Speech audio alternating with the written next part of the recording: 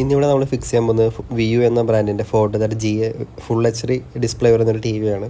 നമുക്ക് ആദ്യം തന്നെ കംപ്ലൈൻറ്റ് ഒന്ന് കണ്ടു നോക്കാം. നിങ്ങൾക്ക് ഇവിടെ കാണാം സ്ക്രീനിൻ്റെ ലെഫ്റ്റ് സൈഡിൽ താഴെയായിട്ട് ഒരു കറുത്ത മാർക്ക് വന്നിട്ടുണ്ട്. അപ്പോൾ അതെന്താണ്, അതെങ്ങനെ വരുന്നു, അതെങ്ങനെ പ്രിവെൻറ്റ് ചെയ്യാൻ പറ്റുമോ, അല്ലെങ്കിൽ അത് വന്ന് എന്താണ് ചെയ്യുക, അതിനെന്താണ് സൊല്യൂഷൻ എന്നൊക്കെയാണ് ഈ വീഡിയോയിൽ ഡിസ്കസ് ചെയ്യുന്നത്. ഇവിടെ നിങ്ങൾക്ക് അവിടെ പിക്സലുകൾ കറുത്തിരിക്കണം, അതായത് ഡാമേജ് ആയി പോയിട്ടുണ്ട്. അതെങ്ങനെ പോയിട്ടുണ്ട്, അപ്പോൾ അതാണ് നമ്മൾ ചെക്ക് ചെയ്യാൻ പോകുന്നത്. ഫസ്റ്റ് നോക്കുന്ന ആ ഒരു കാര്യമാണ്. അപ്പോൾ ഇവിടെ സംഭവിച്ചിരിക്കുന്നത് ആ ഒരു പിക്സൽ വരുന്ന ഭാഗത്ത് വോൾട്ടേജ് ഷോർട്ടായത് ആ പിക്സൽ നമ്മൾ ആർക്ക് ചെയ്തിട്ട് അവിടെ ബേൺ ആയിട്ടുണ്ട്.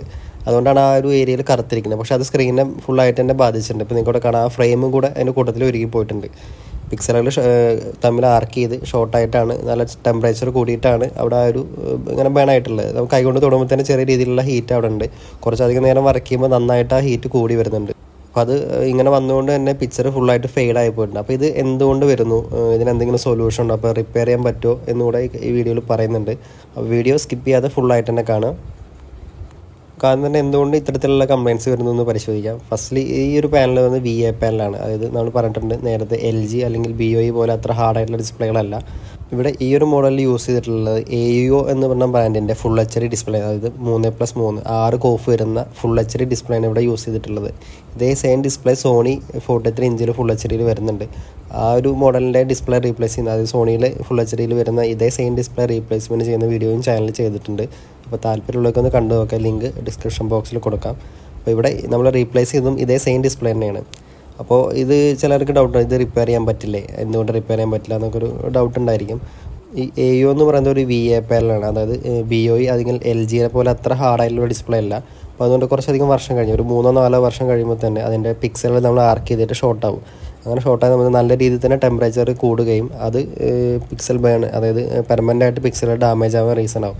അപ്പോൾ അങ്ങനെ ഡാമേജ് ആയി കഴിഞ്ഞാൽ പിന്നീട് നമുക്ക് ആ ഒരു പിക്സൽ തിരിച്ച് റിപ്പയർ ചെയ്തെടുക്കാൻ പറ്റില്ല. ഗ്ലാസ്സിനകത്തുകൊണ്ട് നമുക്കൊന്നും ചെയ്യാൻ പറ്റില്ല. അപ്പോൾ അങ്ങനെ വന്നു കഴിഞ്ഞാൽ ചില TVകളിൽ പിക്ചർ പാർഷ്യലി നമുക്ക് കാണാൻ പറ്റുമെങ്കിലും ആ ഒരു ഏരിയയിൽ ടെമ്പറേച്ചർ കൂടി അത് സ്പ്രെഡ് ആവാനൊക്കെ ചാൻസ് ഉണ്ട്. അപ്പോൾ ഇവിടെ അതൊരു സ്റ്റാർട്ടിങ് സ്റ്റേജ് ആയിട്ട് പോലും പിക്ചർ കംപ്ലീറ്റ് ആയിട്ട് അത് ഫെയ്ഡ് ആയിട്ടുണ്ട്. അപ്പോൾ ഇവിടെ അതിനുള്ള സൊല്യൂഷൻ എന്ന് പറയുന്നത് ഡിസ്പ്ലേ ഫുള്ളായിട്ട് മാറുക എന്നുള്ളതാണ്. ചില VU അതുപോലെ ഹൈസെൻസ് MI എന്നീ TVകളിലൊക്കെ കോർണർ സൈഡിലൊക്കെ അത് കാണാറുണ്ട്. ഇത്തരത്തിൽ ബ്ലാക്ക് സ്പോട്ടുകളൊക്കെ കാണാറുണ്ട്. അത് നമ്മളൊരു പരിധി റിപ്പയർ ചെയ്താലും അത് പിന്നീടും അത് സ്പ്രെഡായി വന്ന് പിക്ചർ ഇങ്ങനെ ഫെയ്ഡായിട്ട് പോയിട്ട് കണ്ടിട്ടുണ്ട്. അപ്പോൾ അതിന് പെർമനൻറ്റ് സൊല്യൂഷൻ എന്ന് പറഞ്ഞാൽ ഡിസ്പ്ലേ മാറുക എന്നുള്ളതാണ്. അപ്പോൾ എന്തുകൊണ്ട് ഇങ്ങനെ പോകുന്നു, പെട്ടെന്നാണോ പോകുന്നത് വെച്ചാൽ അല്ല, ഒരു 3 to 4 years ഒക്കെ ആകുമ്പോഴത്തേന് ഏകദേശം ഈ ഒരു കംപ്ലൈൻറ്റുകൾ ചില മോഡൽസിൽ കണ്ടിട്ടുണ്ട്. ഇവിടെ ഓൾമോസ്റ്റ് ഒരു 4 വർഷം കഴിഞ്ഞിട്ടുണ്ട് ഈ ഒരു TV കസ്റ്റമർ യൂസ് ചെയ്തിട്ട്. സോ അതിന് ശേഷമാണ് ഈ ഒരു പിക്സൽ അവിടെ ഡാമേജ് ആയി പോയിട്ടുള്ളത്. അപ്പോൾ ഇതിനൊരു സൊല്യൂഷൻ എന്ന് പറഞ്ഞാൽ ഡിസ്പ്ലേ കംപ്ലീറ്റ് ആയിട്ട് മാറുക എന്നുള്ളതാണ്. അപ്പോൾ ഇത് മാറുന്നത് ശരിക്കും വെർത്താണോ അല്ലെങ്കിൽ നല്ലതാണോ ഇത്, അതോ വേറെ TV എടുക്കുന്നതാണോ നല്ലതെന്ന് അടുത്തൊരു ചോദ്യം നിങ്ങളുടെ മനസ്സിലുണ്ടായിരിക്കും.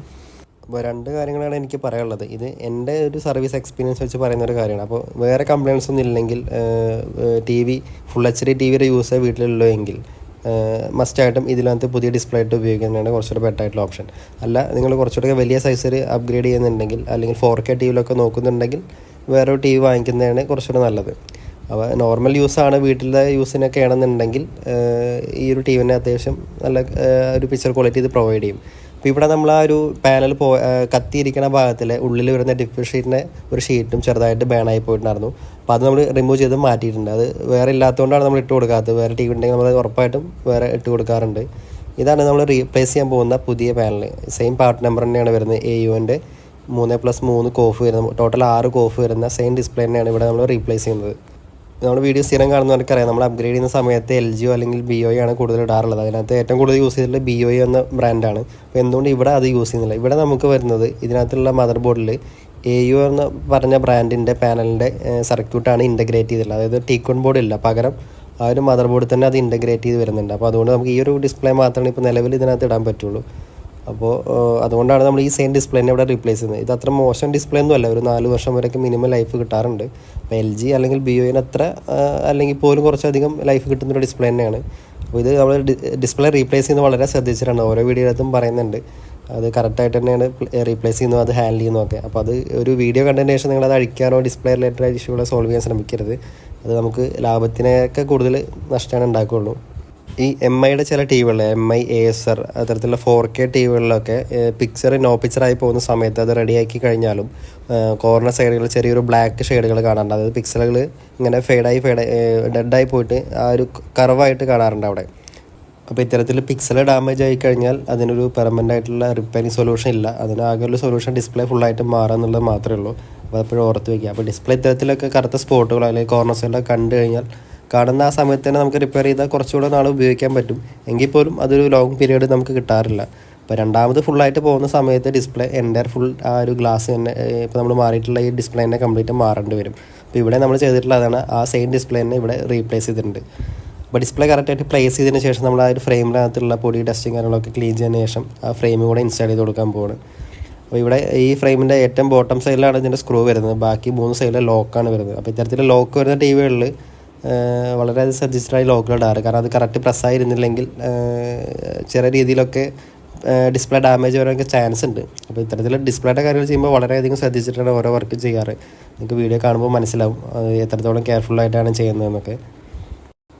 MI അതുപോലെ റിയൽമി, മോട്ടറോള അങ്ങനെ ഒരുവിധം 4K ടിവികളിലൊക്കെ ഡിസ്പ്ലേ അപ്ഗ്രേഡ് ചെയ്തിട്ട് ഡിസ്പ്ലേ ഇടുന്ന വീഡിയോസൊക്കെ നമ്മൾ ചെയ്തിട്ടുണ്ട് ചാനലിൽ. അപ്പോൾ താല്പര്യമുള്ളവർക്കൊക്കെ കണ്ടു നോക്കാം. ഇവിടെ നമ്മളിപ്പോൾ റീപ്ലേസ് ചെയ്തിട്ടുള്ള ഇതിനകത്തുള്ള സെയിം ഡിസ്പ്ലേനാണ്. അപ്പോൾ ഈ ഒരു കാറ്റഗറി വരുന്ന ഡിസ്പ്ലേക്ക് VA പാനൽ എന്നാണ് പറയുക. അപ്പോൾ എന്താണ് VA പാനൽ, അതുപോലെ BOE LG പാനലൊക്കെ നമ്മൾ ആൾറെഡി ഡിസ്കസ് ചെയ്തിട്ടുണ്ട്. എന്നാലും ഒരിക്കൽ കൂടി പറയാം, VA പാനലിൽ നമുക്ക് എല്ലാ സൈഡിൽ നിന്ന് നോക്കുമ്പോഴും ഒരേ പിക്ചർ ആയിരിക്കില്ല. കറക്റ്റ് ആ ഒരു ഫ്രണ്ടിൽ നിന്ന് നോക്കുന്ന സമയത്ത് മാത്രമാണ് അതിൻ്റെ കറക്റ്റ് കളറും ആ ഒരു ക്ലാരിറ്റി നമുക്ക് ഫീൽ ചെയ്യുക. ബാക്കിയുള്ള LG അല്ലെങ്കിൽ BOE ഡിസ്പ്ലേ നമുക്ക് ഏത് ആംഗിളിൽ നോക്കിയാലും ഒരേ കളറും ഒരേ പിക്ചറായിരിക്കും കാണാൻ പറ്റുക. അപ്പോൾ നിങ്ങൾക്ക് അവസാനം ഒരു വീഡിയോ കാണിക്കുന്നുണ്ട്, അപ്പോൾ അതിനകത്ത് മനസ്സിലാവും ഇതിനകത്ത് യൂസ് ചെയ്യുന്ന VA പാനൽ ഓരോ സൈഡിൽ നിന്ന് നോക്കുമ്പോൾ എങ്ങനെയായിരിക്കും അതിൻ്റെ പിക്ചർ എന്നുള്ളത് അവസാനം നിങ്ങൾക്ക് വീഡിയോ കാണുമ്പോൾ മനസ്സിലാവും. അപ്പോൾ കുറച്ചുകൂടെയൊക്കെ ബെറ്റർ പെർഫോമൻസ് തരുന്നതുകൊണ്ടാണ് നമ്മൾ BOE അല്ലെങ്കിൽ LGയുടെ ഡിസ്പ്ലേ പല ടിവികൾ അപ്ഗ്രേഡ് ചെയ്യുന്നത്.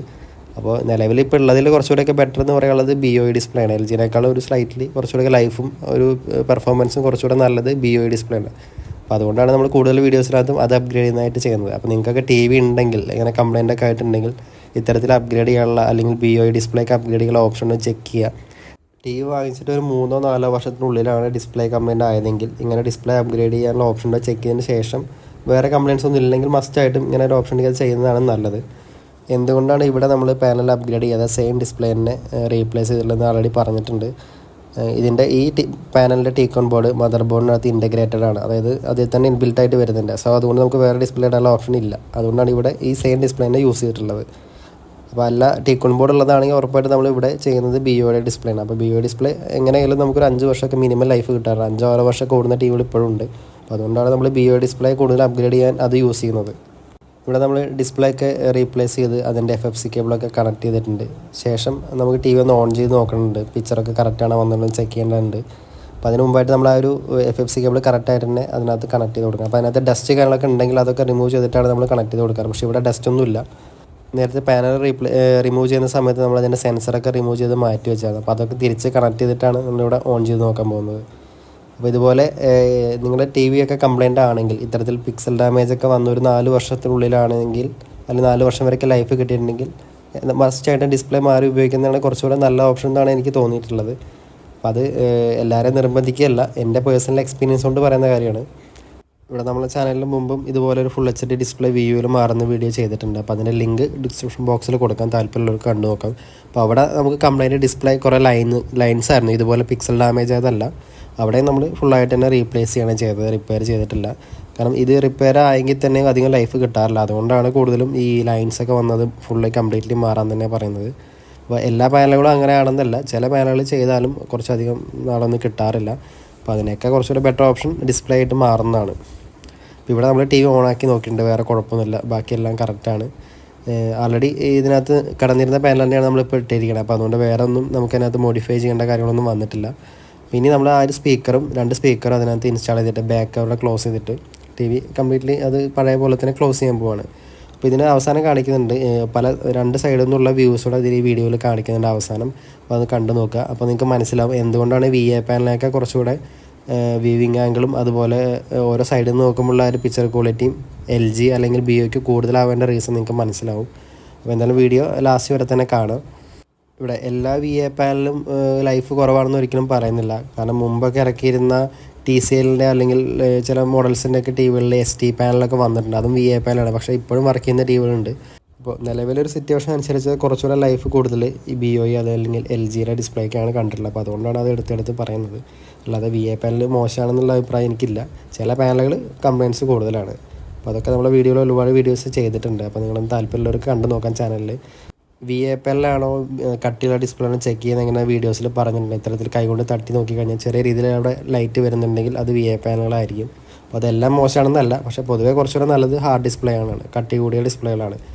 ഇവിടെ നിങ്ങൾക്ക് മനസ്സിലാവും, നമ്മൾ ഫ്രണ്ടിൽ നിന്ന് കാണുമ്പോൾ കറക്റ്റ് കളറും അതുപോലെ ആ ബ്രൈറ്റ്നസ് കറക്റ്റ് നമുക്ക് കിട്ടുന്നുണ്ട്. പക്ഷേ ഒരു സൈഡിലോട്ട് പോകുന്ന സമയത്ത് അത് കുറഞ്ഞ് ഒരു ഡാർക്ക് കളറായിട്ട് മാറുന്നുണ്ട്. അപ്പോൾ ഇതാണ് VA പാനലും ഹാർഡ് ഡിസ്പ്ലേ അല്ലെങ്കിൽ IPS ഡിസ്പ്ലേ നമ്മുടെ മെയിൻ വ്യത്യാസം.